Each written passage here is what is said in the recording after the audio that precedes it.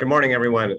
Welcome to our presentation today on retaliation and whistleblower claims. My name is James Kachmar. I'm a shareholder in our Labor and Employment Department here in Sacramento. With me this morning is Rachel Davey. She is an associate in our department working out of our San Francisco office. We have a lot of material to cover this morning, so we're going to be moving fairly quickly. And you should have received an email blast with a copy of the presentation materials, along with information as to how to request HRCL or CI or MCLE credits. For those of you who registered late, either yesterday or this morning, there will be a second email blast that will be sent following the presentation with the link to the materials as well as a recording of this webinar. The emails will also include a link to our labor and employment law blog, as well as our COVID-19 resource hub. In today's webinar, we are not going to be using the chat or raise hands functions. Please enter your questions into the Q&A queue, and we will try to reserve some time at the end of the presentation to answer a few of them. And of course, we may be able to answer some of them as we move through the materials. So with that, we're going to go ahead and get started. I'm now going to turn the webinar over to Rachel to proceed.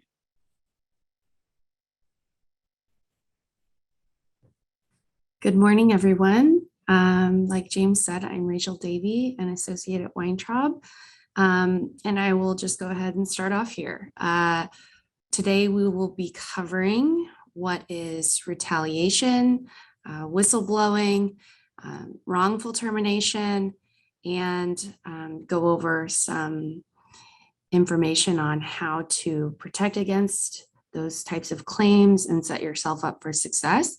We will also be discussing some of the recent COVID-19 implications for these areas. And we'll go ahead and get started.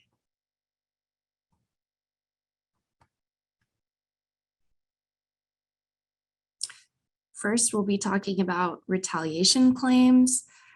Here is a general definition of what retaliation is.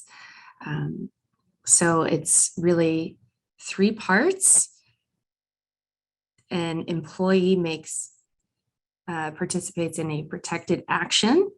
There is an adverse employment action, and there is causation. So they're saying, but for my protected action, I wouldn't have suffered the adverse employment action.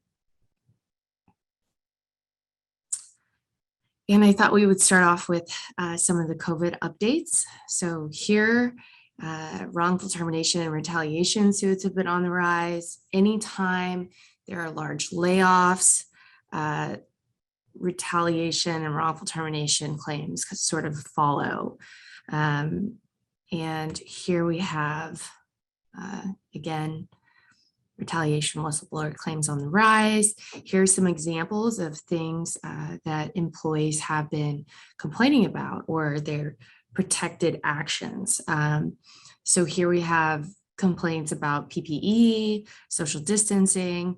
A lot of these were issues that were more early on in COVID when the workforces were adjusting to the new COVID restrictions, particularly for employers in which the employees worked, in close proximity, indoors, or in essential businesses. And I've provided a few different cases to give examples of these types of claims. So the first is an Illinois district court case. So this is a federal claim where an employee sent out a blast email warning others that somebody had been exposed to COVID by their spouse. And then he was terminated because of that. So he actually brought a claim under 42 USC 1983, saying that his warning email was protected by his right to free speech. And the court found that that was, or the defendant, the employer, moved to dismiss his claim, saying that's not true. And the court found in the employee's favor on that issue. And so the case settled shortly thereafter. This is just an example for you of how a COVID concern could lead to a First Amendment free speech claim of retaliation. Then we have the Bailey versus Amazon case. So this was a case in the New Jersey State Court, and the state of New Jersey has retaliation laws that are akin to California laws, again, with those same three elements: a protected act, an adverse employment action, and causation. And here, this case also settled, but it was an employee alleging that the supervisor was failing to follow COVID protocols that were in place due to a governmental executive order in New Jersey at the time. So that again is another, real concern. Even though we are hoping that we're at the tail end of COVID, there are still COVID executive orders in place, and they vary by city and state. So definitely something to watch out for. And then our last two cases, Garcia versus the city of Houston. This was a Texas district court case. So this was a federal case. And this one is particularly interesting to me because the employee was an HR representative. So, these COVID rules affect every single person, and here we have the city sent out a warning notice saying that we're going to do furloughs. Employee says, I'm interested in being furloughed, which is kind of interesting, but then the city just, instead of terminating her, said, nope, they're saying, we're going to go ahead and terminate you because your furlough request was improper. And then she says, oh, this is pretextual. This has to do with me complaining about the COVID issue that we're not supposed to be going into work, and yet the city is having us come in. And so that's, just another example of a retaliation COVID case. And then finally, we have Ramirez versus UPS. And this is actually a California state court case. It was filed in the LA County Superior Court. This case, I think, is particularly important to employers because it's a perfect example of where, employee says, I have COVID, I need 2 weeks off. She ultimately gets terminated. She alleges that she was wrongfully terminated in retaliation for taking this time off that she should have gotten because of the COVID rules at the time in her county. And this case is so important because it's an example of a situation in which an employee has just an individual claim for retaliation or wrongful termination, potentially, saying, I requested this COVID leave, I got terminated. But then they go to a lawyer, and the lawyer adds on all these additional claims for class action wage and hour claims against the employer. And it turns from this little individual case to this very massive class action that has a much, much more vast liability potential for the employer. And so, we really want to do our best, and James will go into this more in terms of setting yourself up for success with these smaller individual cases, because sometimes they can lead to much more, devastating or substantial cases. And here's a great example of what makes retaliation claims so common. Employees can often win these without, even if their ultimate claim fails. So let's see. And as you might have noticed in the COVID cases we went over, some were federal claims, some were state claims for retaliation.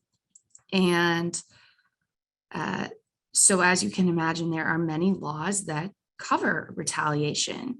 Here are some examples. It's not limited to this, but these are probably the most common federal laws that prohibit retaliation in some way. And here we have the California state laws. Probably, one of the most common ones is the Fair Employment and Housing Act, FEHA, you might have heard of. It is a very employee-friendly law.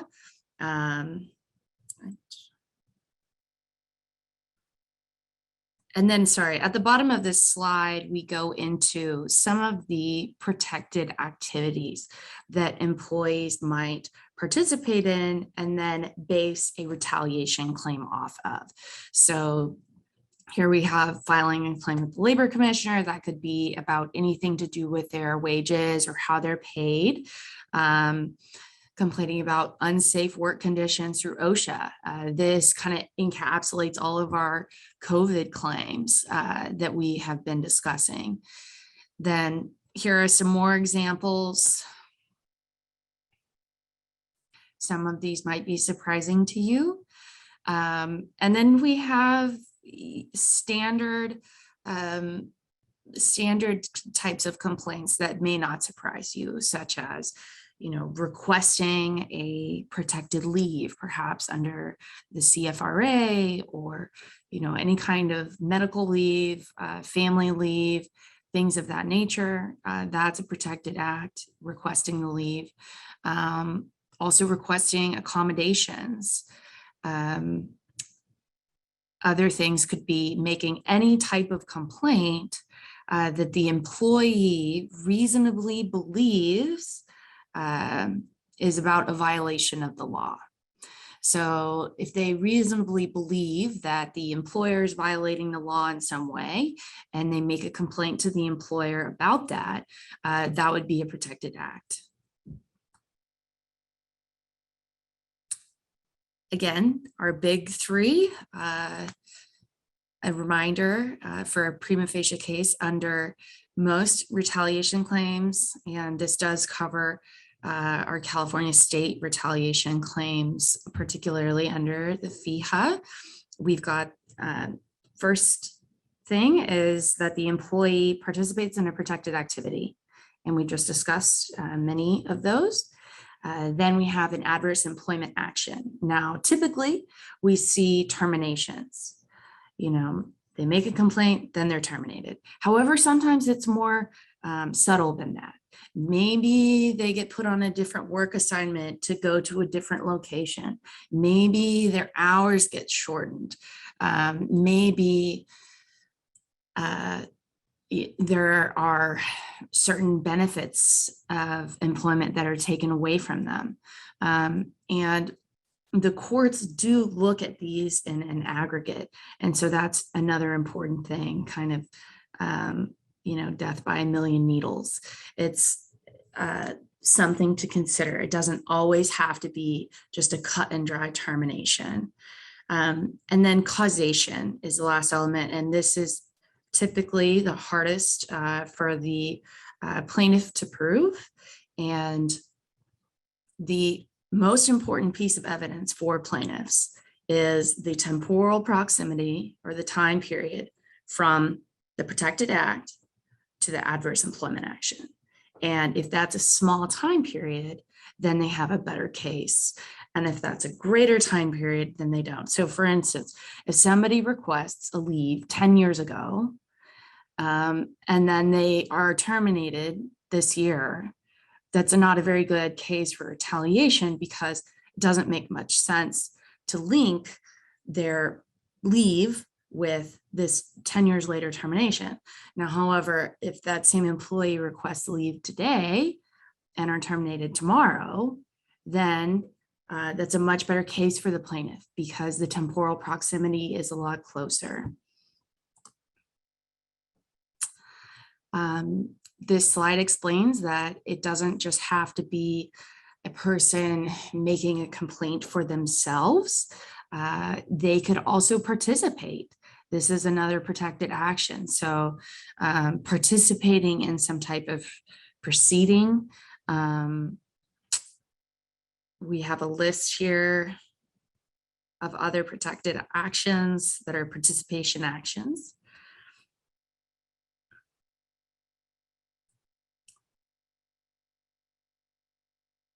And here we get into the opposition, which is like we were discussing before, where the employee has a reasonable, where an employee is opposing something that they think is illegal. They have to have a reasonable belief that it is illegal, but this phrasing in the law kind of buys the employees some wiggle room, because their complaint doesn't have to be correct, that whatever they're complaining about actually is illegal. As long as they think it might be violating some law, it counts, so to speak. So here we have some examples. Complaining about discrimination, refusing to obey an order or participate in conduct. Those could all be protected actions. And here now we're going through some of the seminal cases for retaliation and also wrongful termination. Here we have the Yanowitz versus L'Oreal case. And as you can, I'll give you a second to take a look through.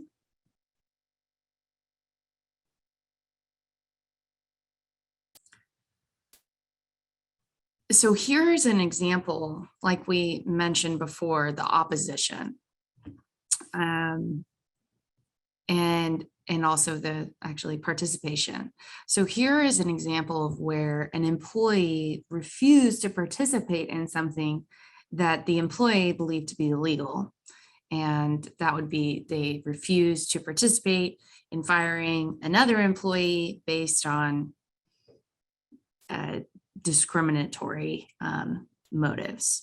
And so the employee didn't follow the order. And then this is an example of a case in which after refusing to follow the order, privileges were slowly taken away. And I'll give you a moment to read this.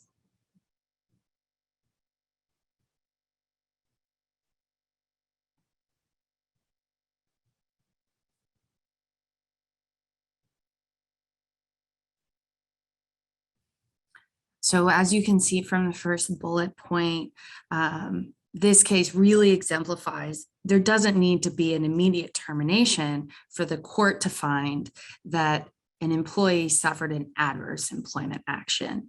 It can be a buildup of things. It can also be, as they say below, the definition is terms, conditions, or privileges of employment. That would materially affect something that would materially affect those. All right, we have our next case, the Burlington case. I'll give you a moment.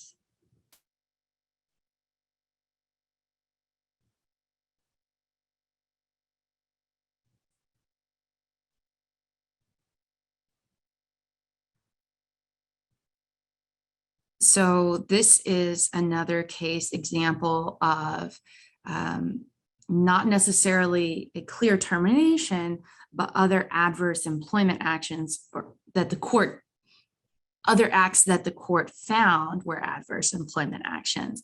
And here, as you can see in the last bullet point, the court did consider the specific facts of this case. So this can oftentimes be a case by case fact. It's a very fact-based analysis.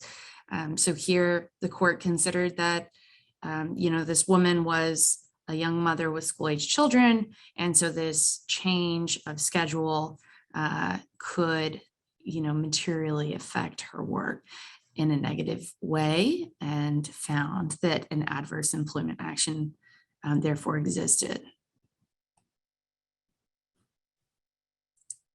Thompson versus North American Stainless. This case is important because it explains that someone who is in a close familial relationship with another person who does a protected act can also be protected. So here, I'll give you a moment to read through these facts.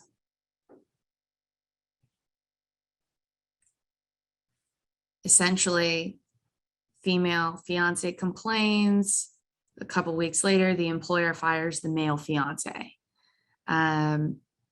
As you can see, that the trial court initially dismissed the lawsuit. Then the appellate court, or the Sixth Circuit in this case, agreed. Then the US Supreme Court held that firing the male fiance constituted unlawful retaliation if it was motivated by the female's complaint. So your question might be, okay, well, where do you draw the line? How close? Does a roommate count? How about a friend, a fiance? And those issues, again, are going to be a very fact specific. You would have to get into cases for that specific issue and see, because there have been many different decisions about the different levels of relationships. But this is the seminal case acknowledging that if there is a close familial relationship, a retaliation claim can still lie.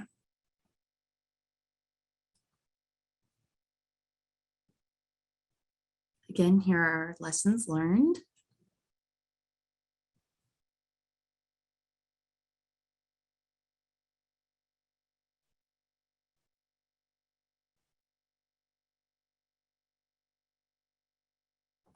And now we are to causal connection, which, as we discussed before, we have the protected action, the adverse employment action, and then the causal connection.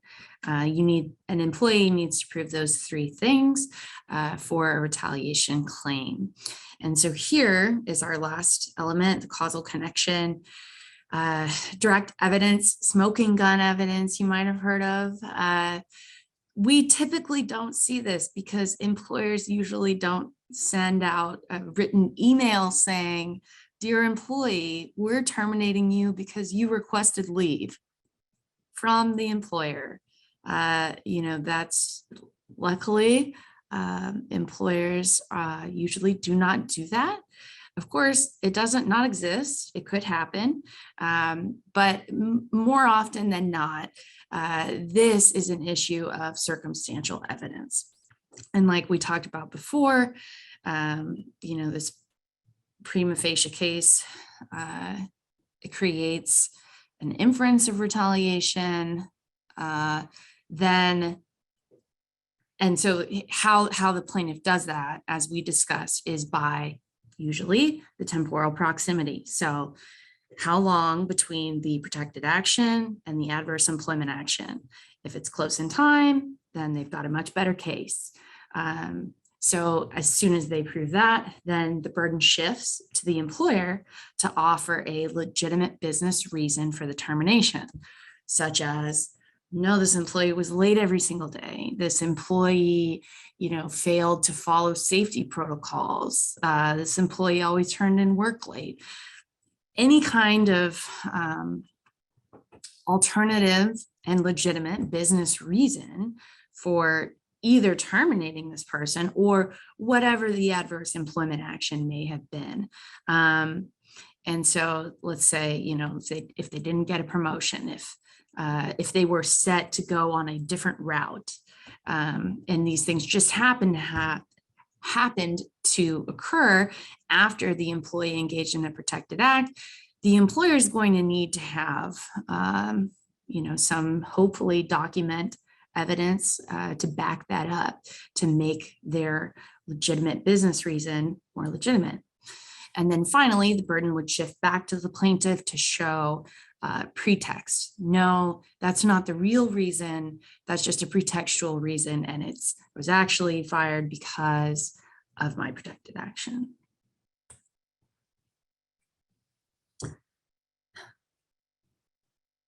So here we have the cat's paw theory. This is important because it explains that when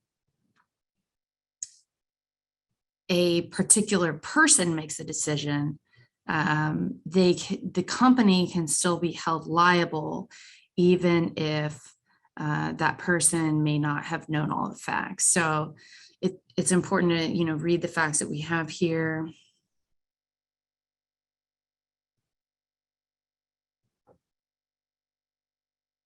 Here, it was a vice president making the adverse employment action decision. They relied on what was in the personnel file. But what was in the personnel file was dictated by the managers who had the issue with this employee's military. So, as you can see in the last bullet point, it's possible for the plaintiff to state a claim where his supervisors could retaliate against an employee who'd engaged in a protected activity by using another employee or decision maker as the cat's paw for the retaliation. So trying to make it look like it's legitimate when really the evidence that led to the termination was retaliatory.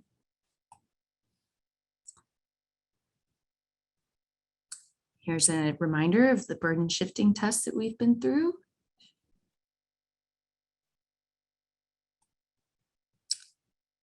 And liability for retaliation. This is probably the most important thing to all of you.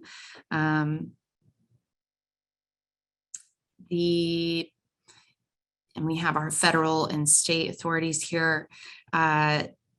The California Supreme Court case, Jones versus the Lodgetory Pines, is particularly important because it holds that supervisors are not personally liable for retaliation under the Fair Employment and Housing Act, at least when the retaliation is not in response to actionable harassment, which could have individual liability. So here is a case where the employee complained about some sexual kind of harassment that was going on, not to them, but to others in the workplace, and discrimination. And then their own managers started retaliating against them. And they wanted to sue, or they did sue, the manager in addition to the employer, saying, you retaliated against me for making this protected complaint that there was discrimination and possibly harassment going on. And initially, the court said, okay, and you can have this claim against your manager as well. And then they reversed and said, no, you can't. Basically, any action that a manager does, the employer is held liable for.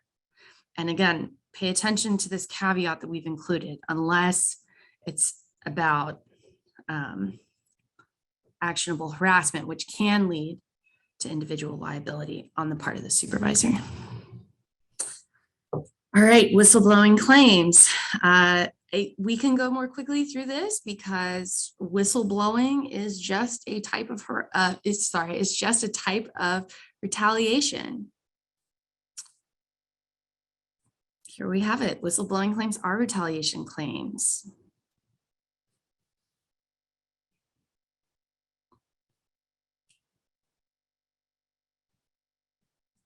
So here are the main difference between whistleblowing and retaliation is the umbrella and whistleblowing is a type of retaliation claim that falls under that umbrella.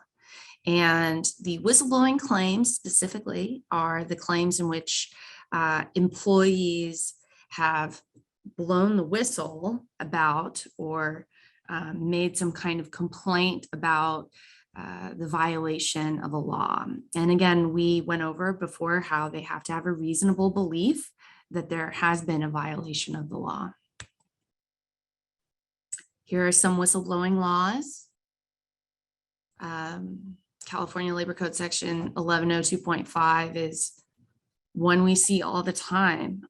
This can be if an employee sends out an email saying, I don't know if I'm getting paid correctly, or, that could be their belief that there is a violation of some sort of labor code claim, perhaps. They could be, let's see,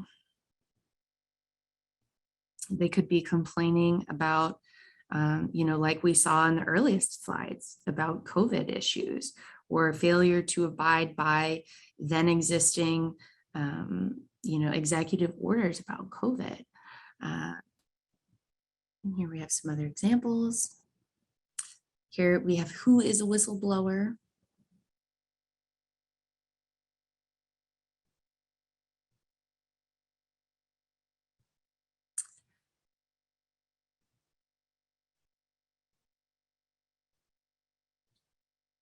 The very bottom bullet, I think, is important, whether or not disclosing the information is a part of the employee's job duties. Because I have had cases before where an employee's entire job is to, let's say, do audits for a company. And if they find a problem, they're supposed to report it. And let's say they make that report, or they're getting pressured to maybe not make that report against this company. That could be, that could give rise to a potential claim because it doesn't matter. The law states that it does not matter whether or not making those complaints is a part of that person's job. And, like it would have been that individual's job to make the complaint. Similarly, the complaints about the COVID, it's not a part of that person's job probably to keep a safe workplace. They're just a worker and they notice this.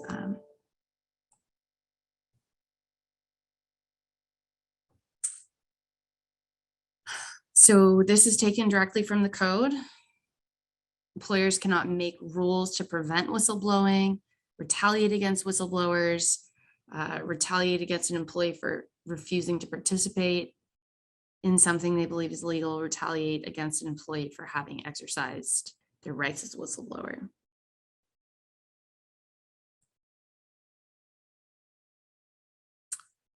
Here are some of the ways that employees report things that they believe to be violations of laws or regulations. And then this is a little bit more detailed information on the under California's Whistleblower Protection Act. And as we mentioned before, California has very employee-friendly laws. This is another iteration of that. This law is specifically there to protect whistleblowers.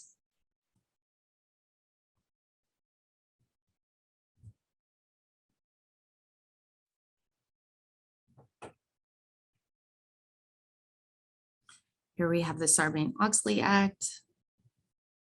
This only applies to publicly traded companies. So I will go ahead and go through that.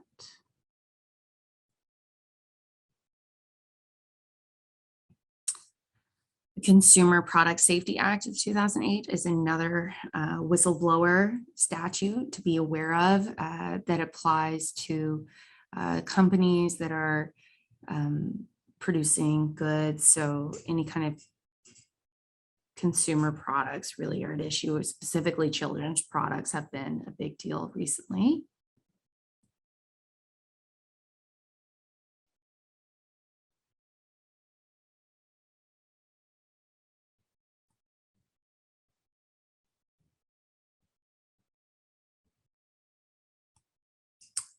And now we're to wrongful termination claims, and I will hand it over to James Kachmar.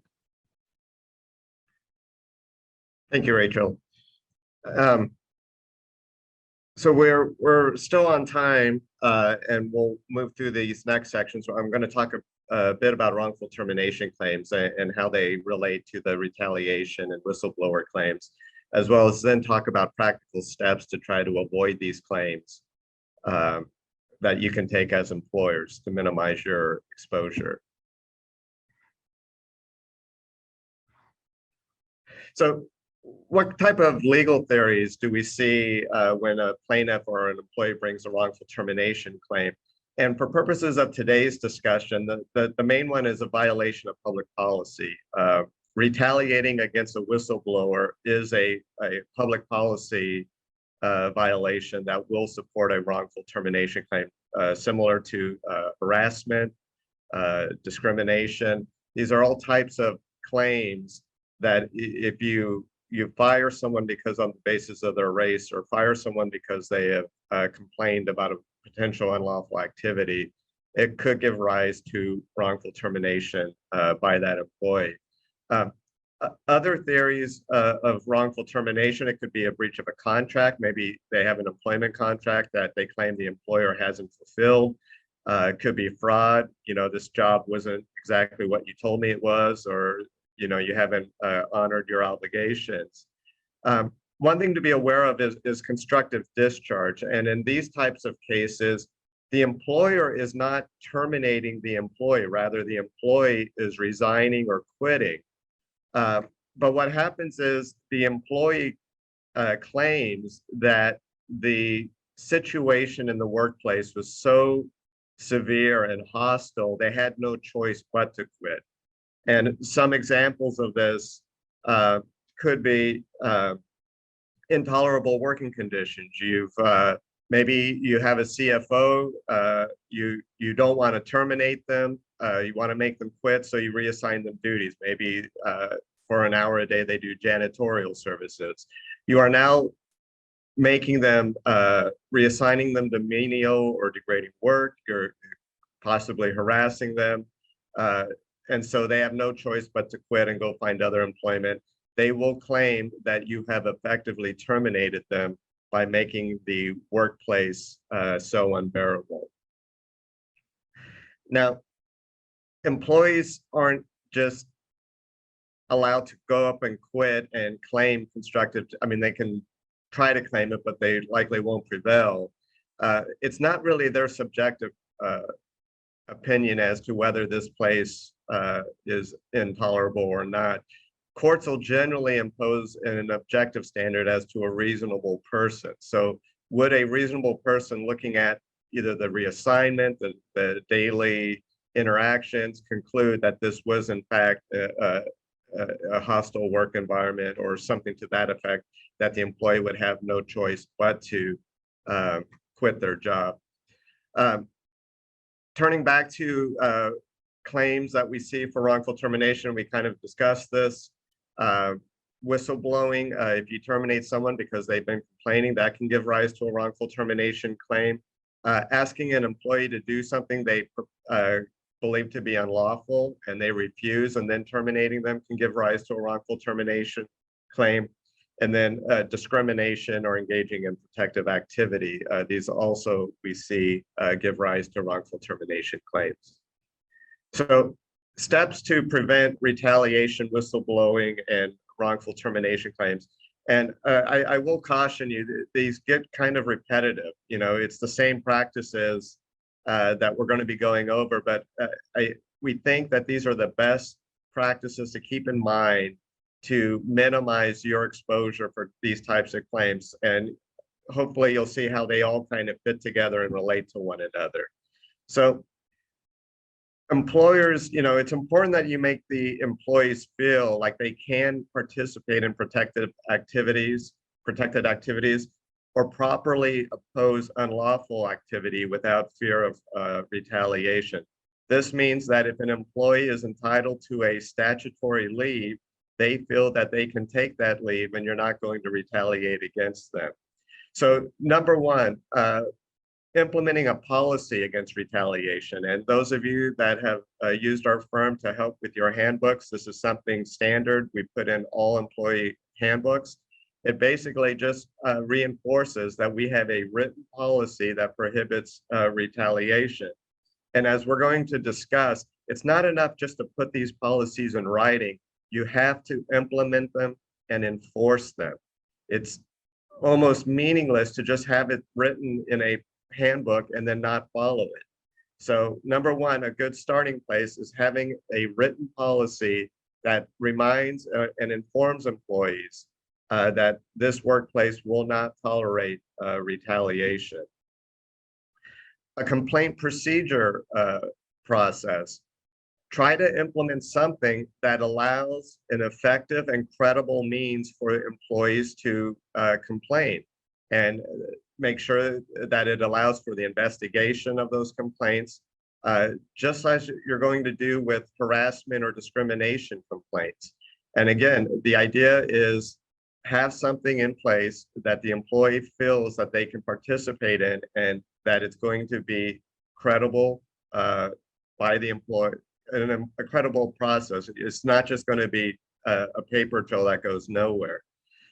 Workplace sensitivity, and we're going to get into this more as we talk about training your frontline supervisors and managers. But you need to make sure that that they are aware of the types of activities that are protected and should not be subject to retaliation. And you want to avoid your managers and supervisors from taking sides. Now, it's natural in a workplace. A manager may be friends with certain employees. Maybe they go hunting or play softball together. And they're just going to jump to the immediate conclusion, well, so-and-so can't be racist. I hang out with them, and so I'm not going to entertain this complaint by this other employee that maybe some racist comment was made. The idea is to make sure that your supervisors know that they've got to recognize the complaint itself and make sure that proper channels are followed so that there is a complaint process and adequate investigation. You don't want them just jumping to conclusions. Documentation, and those of you that have attended our seminars in the past, one of the things we strive for and then try to impress upon you is document, document, document. There's this idea when you're in court in front of a jury that if it's not written down, then it didn't happen. You don't want the case to be a he said versus she said type thing, because if the plaintiff employee is sympathetic, the jury is going to try to help them out. It's a lot harder for the employee to claim something if there is documentation, contemporaneous documentation that shows the other, just the other contradictory point. And so it helps build a case, it helps build a defense if you have adequately documented. And we always use the idea of the scales of justice. You want to put evidence on your side of the scale to tilt it in your favor. And if you could put an evaluation, you could put a write-up, you could put a performance improvement plan in writing. Anything you can put on that scale to tip it in your favor is going to help your case. And again, you want to make sure that your supervisors or your HR department are contemporaneously documenting these performance issues. You don't want to wait a year, terminate the employee, have them file a lawsuit, and then go and start preparing documentation about events that may have happened 6 or 12 months ago. That's not going to be helpful in these types of cases. And so you want to make sure everything is being documented contemporaneously, and you want to make sure in this documentation that you can show a legitimate non-discriminatory reason for taking the employment action you have, and also that it's not connected to any protected activity that the employee may have engaged in. And this final point is something we're going to emphasize throughout the remainder of this program, is any adverse employment action you take should be supported by objective, non-retaliatory reasons, and that those reasons can be articulated and have been documented. Now, documentation could be a double-edged sword. There's this idea that you can document too much and it'll allow a plaintiff to argue that, well, you are obviously targeting me by, doing all these write-ups. And I think, that can be blunted as long as you're consistent. If everyone who engages in a particular infraction, maybe anyone that's 10 minutes late for their shift gets a write-up, or anyone that violates this other policy gets a write-up. As long as you're consistent in how you document, you should be okay. But if all your male employees are allowed to clock in 10 minutes late and maybe just a verbal warning, but the female employees are given write-ups, that's one area where documentation can be used against you. So again, you want to be consistent in how you're documenting performance issues. Under California law, under the labor code, there are a variety of notices that must be posted in the workplace. Whistleblower protection notice is one of these notices, and you can get these from the DLSE's website. Other preventative steps, make sure you kind of be proactive and identify those high-risk situations so you can maybe get the word out to your supervisors what to be aware of. If someone is taking a leave, make sure you're sensitive that none of your managers are maybe complaining about that or taking some type of adverse action or writing up the employees simply because they're taking a statutory leave. And again, train. You want to make sure that your frontline supervisors and managers are adequately trained on these types of issues so that you can avoid liability. Under California law, you as the employer are going to be liable for retaliation under FEHA or for wrongful termination. There is no individual liability by the retaliator. So you're going to be sued for retaliation based on the conduct of your employees or agents. Therefore, it is very important that your HR, your management, your frontline supervisors all have received training in these types of areas. You don't necessarily have to turn everyone into an HR professional that is well versed in all the labor and employment laws. But in law school, we call this issue spotting. They may not know the law, but they should be able to spot issues as they arise and be able to recognize, what they don't know. They know it's an issue. They may not know the ins and outs or the specific legal ramifications, but they know it's an issue and refer that to HR as soon as possible so that someone trained in the area can deal with it.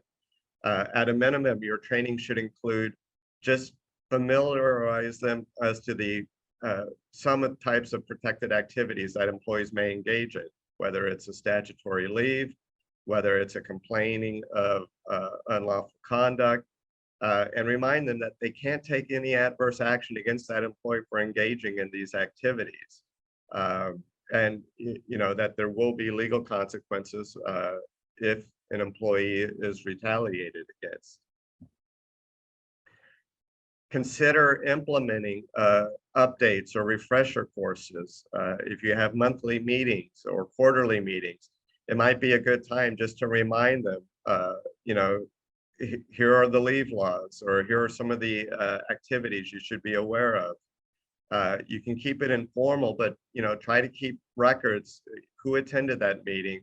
What was an agenda of the items discussed? again, you may not be able to completely avoid liability for retaliation, but it may help keep down damages or avoid punitive damages if you can show that you took reasonable steps to train your supervisors, to make them aware of it, and that this particular case was a one-off. Maybe something got misunderstood, but that it's not your practice, it's not your business to retaliate against employees. And again, these using training courses or refreshers is a good way to help minimize that exposure. Consider annual training sessions, maybe once a year, either your HR department or maybe bring in an outside HR consultant or employment attorney to just spend an hour or so reviewing. Maybe the law has changed over the past year, or here are the new issues they need to be aware of. These are the types of claims attorneys are seeing over the last year to make your frontline supervisors more aware. You may want to have written materials, and again, an attendance sheet, and having them sign an acknowledgement that they understand their obligations and agree to comply with them. And again, this is further protection. Discipline. Again, you are at risk of being held liable for the conduct of your supervisors and managers. Therefore, it is in your interest to discipline a supervisor or manager that disregards your policies. If you find out your supervisor is not being consistent, maybe they're only disciplining or taking action against certain employees for infractions and not others, you need to remind them of their obligations and take action if necessary, a written warning or something else, to make sure that the supervisors and managers understand that they need to comply with your policies and procedures so that you can help avoid liability. And this just goes back to, you can have the best policies in the world, but if you're not taking action when those policies aren't followed, they're not going to be given much weight if an employee brings a claim. Again, pay attention to the small stuff. Normally, a single isolated action that's so small, maybe you've moved an employee from working 9 to 5 to 10 to 6. You know, it's hard to see how that's an adverse employment action. But it could be. Maybe the employee has told you that they need to take their child to medical appointments at 5:30 3 times a week. So even if it's just a small matter, it could have implications that you need to be aware of. Establish an early warning system. Again, you know, when employees are taking leaves or making a request for leave, that could be the warning to you that we need to maybe remind our supervisors not to take certain actions, or to be aware and sensitive that this employee has requested a leave. You know, if there's a complaint of harassment, as the HR managers, you want to make sure that that's on your radar. And you may want to periodically just check in with the employees, see how things are going, because that could be a great opportunity to put you on notice that maybe the manager or supervisor is continuing to engage in conduct that they shouldn't be. You know, if you ask the employee how are things last week, and if they say, well, the manager keeps yelling at me, you know, you may want to take action upon that to help avoid bigger problems down the road. Another tip is to consider avoiding disciplining on the spot. You don't want your frontline managers necessarily to be able to just fire someone for an infraction. You know, there could be other things going on that maybe the supervisor is not aware of, that you want to make sure that you have taken all the proper steps to avoid these types of claims.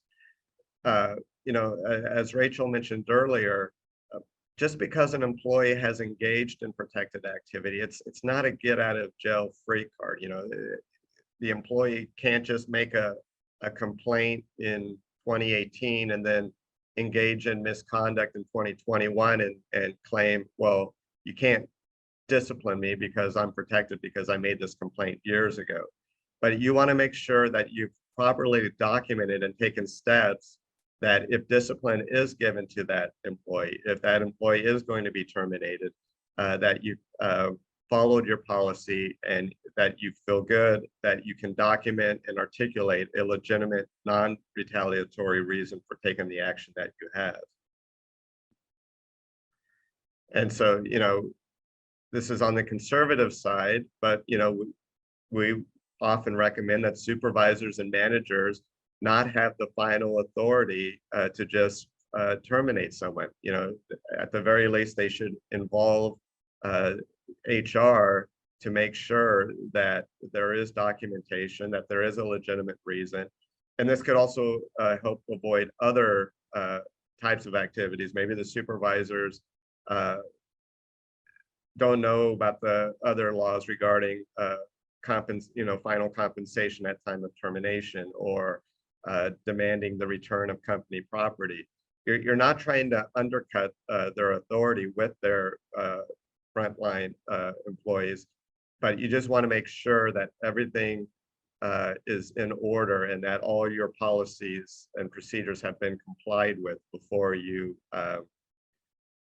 actually do take an adverse employment action against the employee. And, you know, you shouldn't be paralyzed just because an employee has engaged in a protected activity.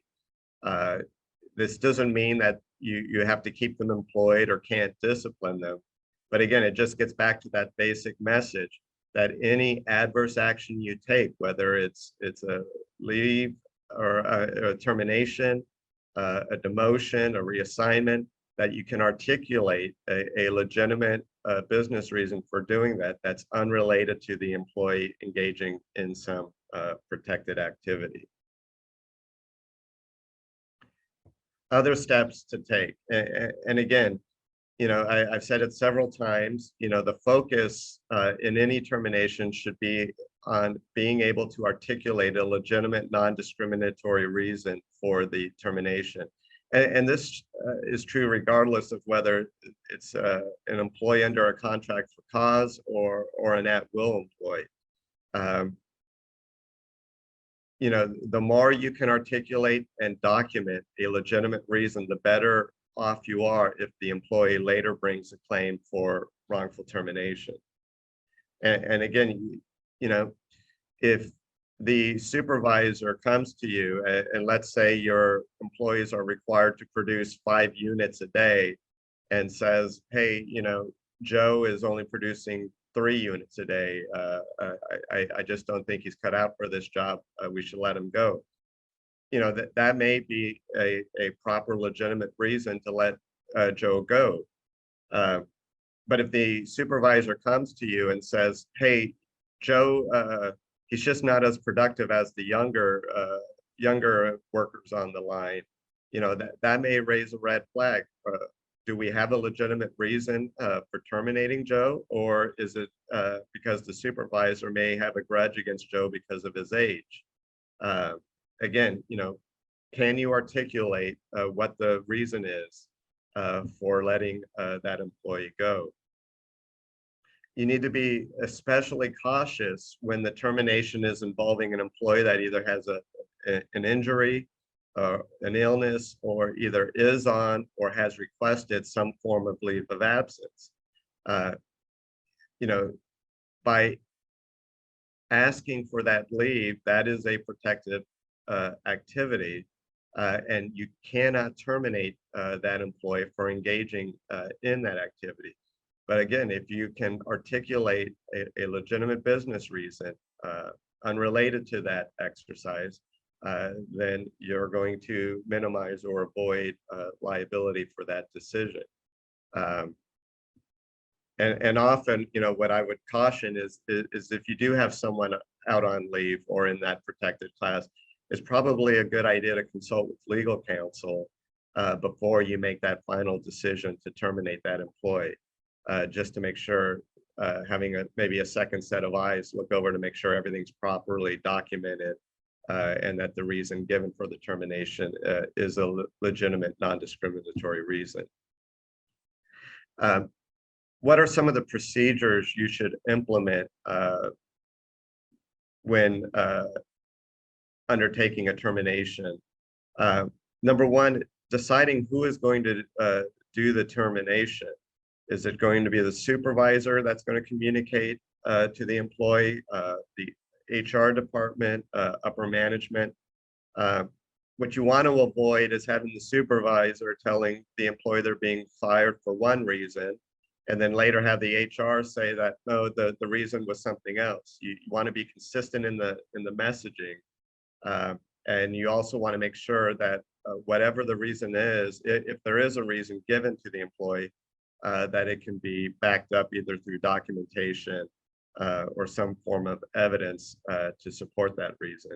And again, you just want to avoid miscommunications that could increase your exposure, especially where the employee is given 2 or 3 different versions as to why they were being let go.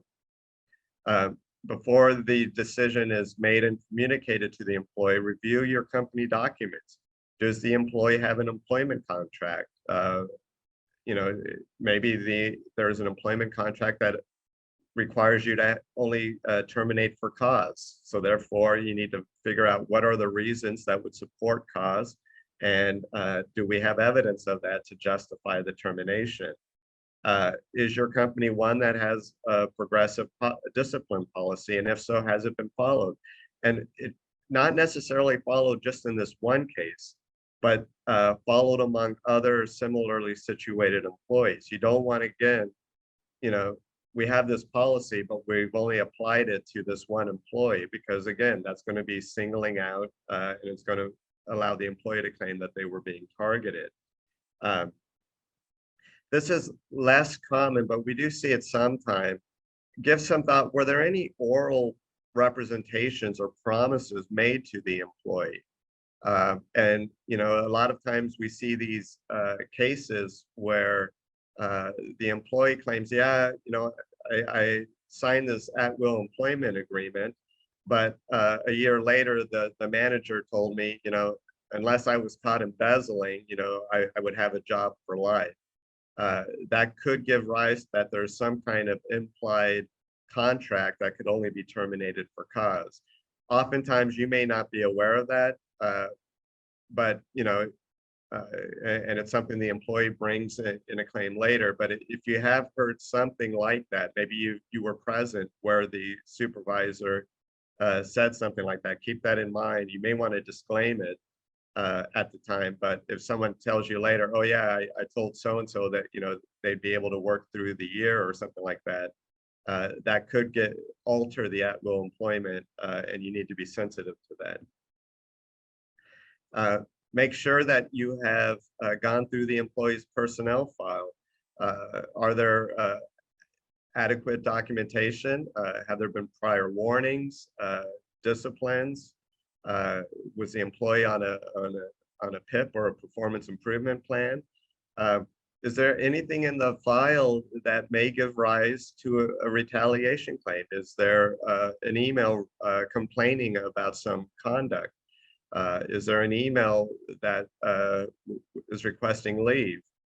You want to make sure you know what's in there. If the email complaining about conduct is from 5 years ago, that may be something you don't give much weight to. If it was a week before you're making the employment decision, then you want to be sensitive to that and make sure that the termination is being done for the right reason. Evaluate the reasons that are being given for the termination. Drill down on this and try to substantiate it. Look for articulated facts. If the manager comes and says, I want Sally out of here, we just don't get along, probe that. What is it that you don't get along with? What conduct is she engaging in that is not up to the company standards.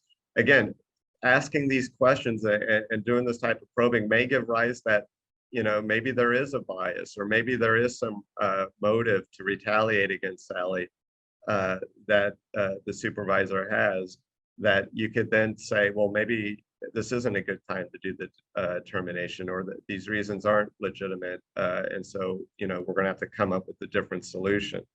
And then finally, a lot of times, by including the HR and management in these decisions, they can consider, is this an appropriate situation where we may want to offer some type of severance, obtain a release from the employee. It might make sense to give the employee a month addition salary in exchange for a release. You may not have any cause for concern, but it does buy some peace of mind. There is a forthcoming court decision that we're waiting on that is going to have some implications in some of what we talked about this morning. And it's the Lawson versus PPG architectural finishes case. Lawson was a salesman for this company, and I believe they were selling to various home improvement stores like Lowe's and Home Depot.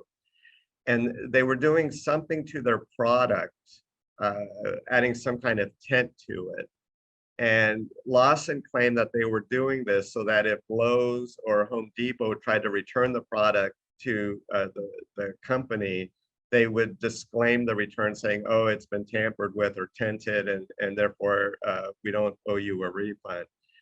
Lawson claimed that he filed an anonymous complaint saying that, look, I think this is illegal and we need to stop this.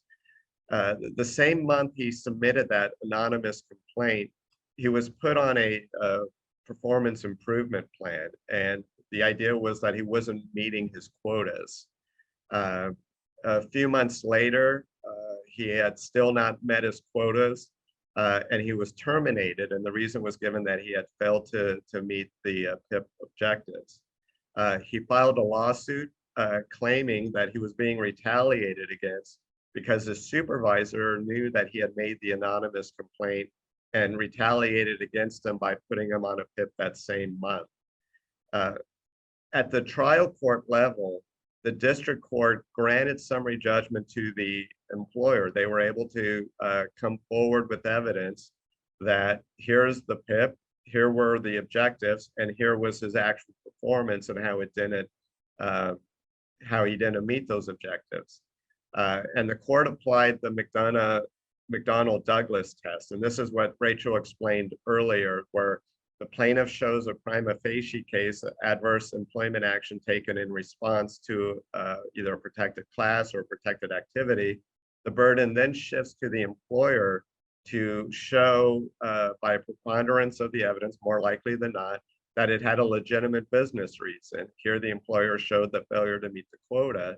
And then the burden shifts back to the plaintiff employee to show that, well, that's just pretext. That's not the real reason I was being fired. And the district court found that Lawson did not meet his burden of showing pretext, and therefore the employer was entitled to judgment. Mr. Lawson appealed the decision to the Ninth Circuit, and the Ninth Circuit, because it's a federal court and it's interpreting California state law, certified a question to the California Supreme Court. It's basically asking the California Supreme Court to tell the federal court how it should interpret California statute. And here the question is, has Labor Code section 1102.6 replaced the McDonnell-Douglas burden shifting test in retaliation claims? And so what we're waiting on is for the California Supreme Court to tell us, is the burden shifting test under McDonnell-Douglas still good law? Or in these types of cases, is the new test, number one, has the plaintiff shown that the protected activity was a motivating factor for the adverse employment action? And then if so, the burden then shifts over to the employer. And this is the important part. The employer now has to show by clear and convincing evidence, and that's a much higher standard than just the preponderance of the evidence.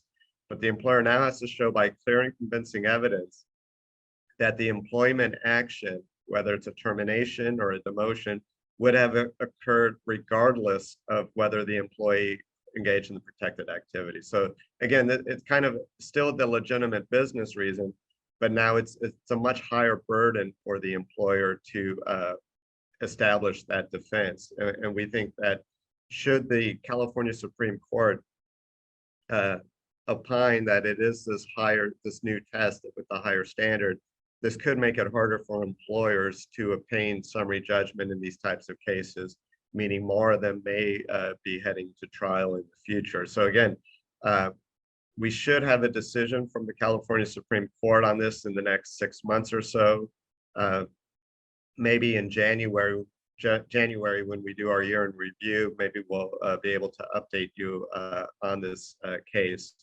But this just makes it even more important, as we've discussed this morning, to make sure you're consistent in following your policies, you're training your supervisors and managers, and you're documenting and able to articulate a legitimate business reason for taking the adverse employment action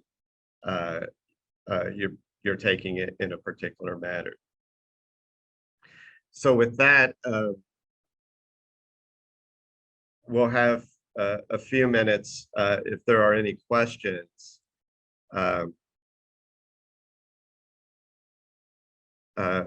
from anyone. We'd be happy to answer. Rachel and I are also available by email following this presentation if you want to reach out to one of us if you think of a question later that you'd like some clarification on. And then just once again, we will be sending out an email that has the presentation attached to it, and as well as a copy or a link to this recording. Rachel, it looks like we have one question as far as if you could give an example of the cat's paw theory. Sure, happy to do that. So an example of the cat's paw theory is where you're essentially using another actor to make the adverse employment decision, and to make it look like the adverse employment decision wasn't based on any kind of, or wasn't out of retaliation for the protected action. So is it a cover-up?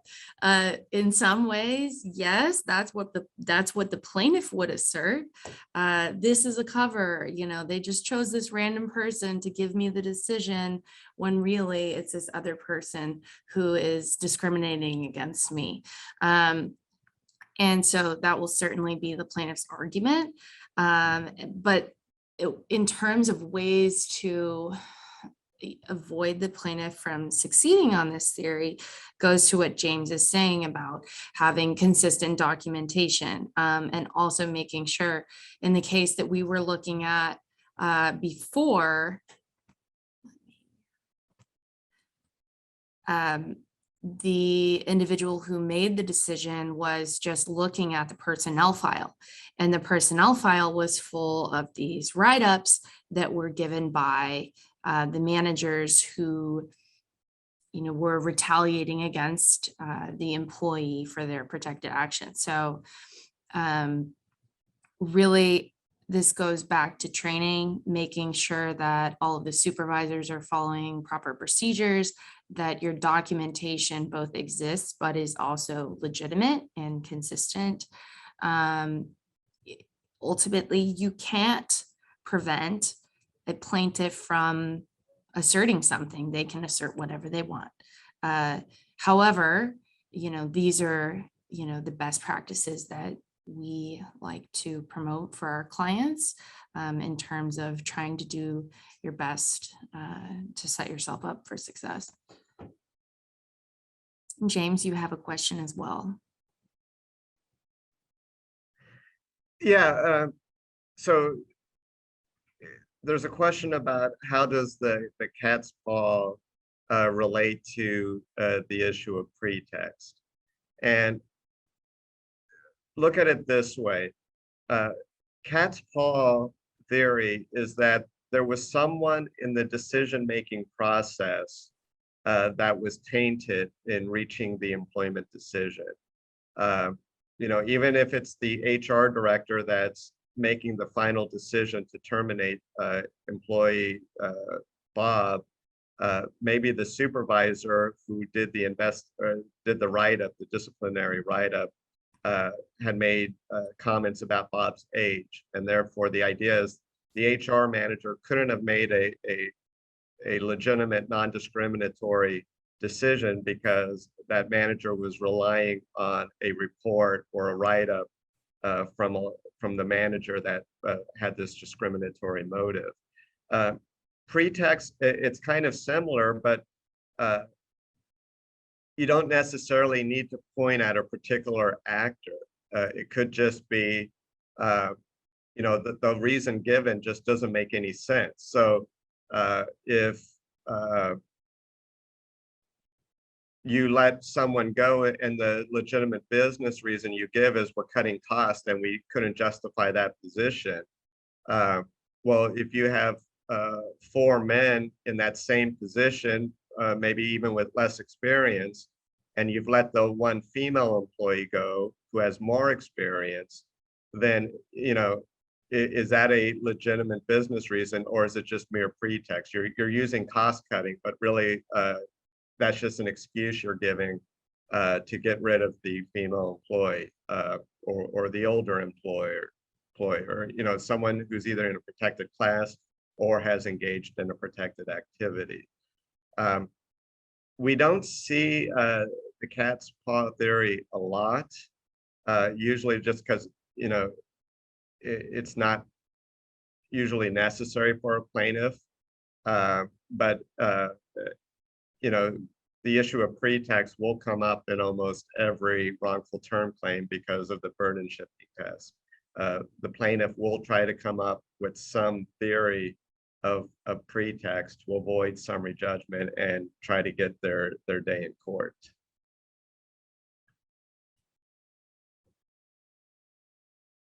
Any other questions? James, I actually just had one more thing to add. Okay. I have a case right now where the cat's paw theory is kind of at issue. And this is a circumstance in which an employee told a few people that she worked with about, her sexual orientation or some other protected class or act. And so there are various people who she worked with who knew about this, and then she was terminated and now is arguing that it was because of her membership in this protected class, but the people who made the decision didn't know about this.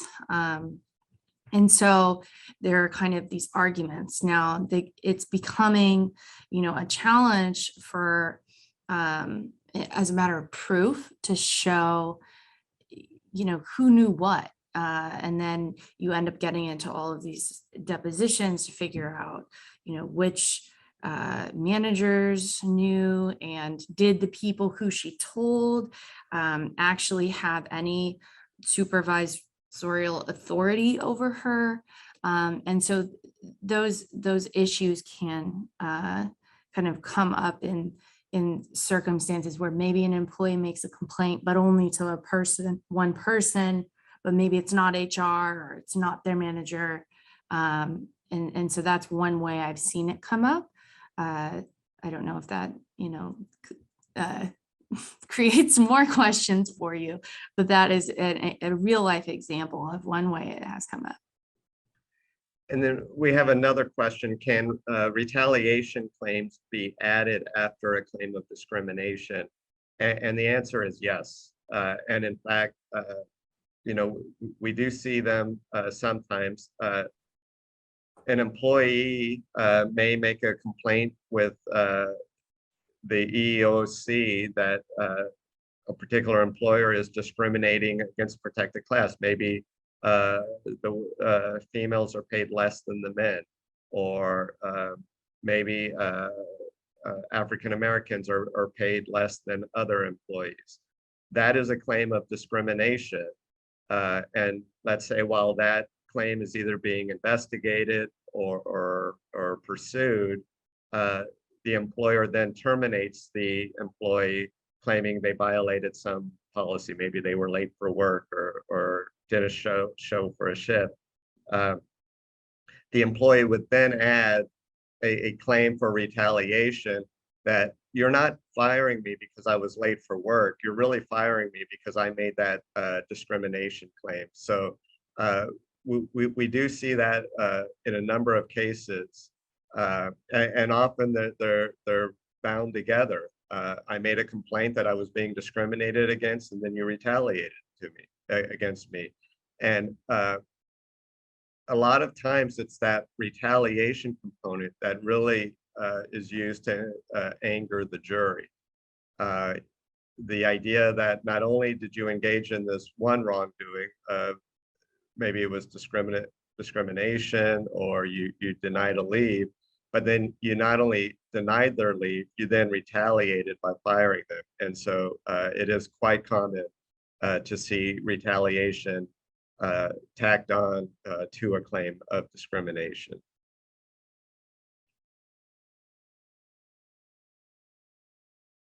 And there was a follow-up question as to public employees. I haven't done a lot in that field, but I would assume that retaliation against a public employee can also be added if that employee has a claim of discrimination. So I don't think the analysis is much different for public employees than private employees.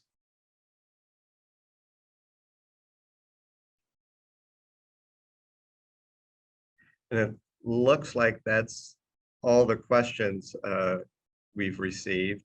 Again, if you think of something, if our discussion today has triggered an idea you want to bounce off Rachel or I, feel free to reach out to us.